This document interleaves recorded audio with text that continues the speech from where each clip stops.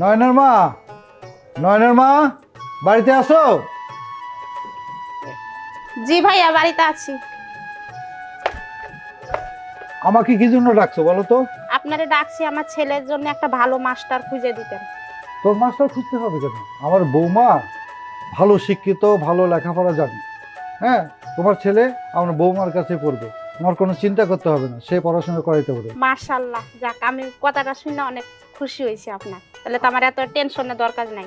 আচ্ছা ঠিক আছে, তোমার টেনশন করতে হবে না। হ্যাঁ, তোমার ছেলের পড়াশোনা আমার বৌমা করাই দেবে, ঠিক আছে? আচ্ছা তাহলে এখন আমি আসি। আচ্ছা ভাইয়া।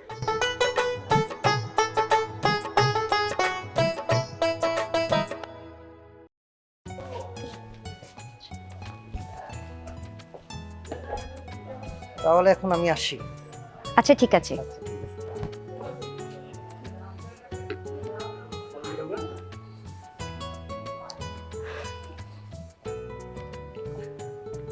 বৌমা, ছেলেটা কি চলে গেছে?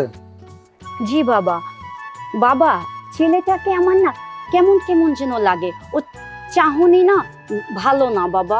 ওর কথা বাদ দাও তো বৌমা। হ্যাঁ, ও বোকা ছেলে, ও কিছু বোঝে না। ঠিক আছে, চলো ঘরে চলো। জি বাবা।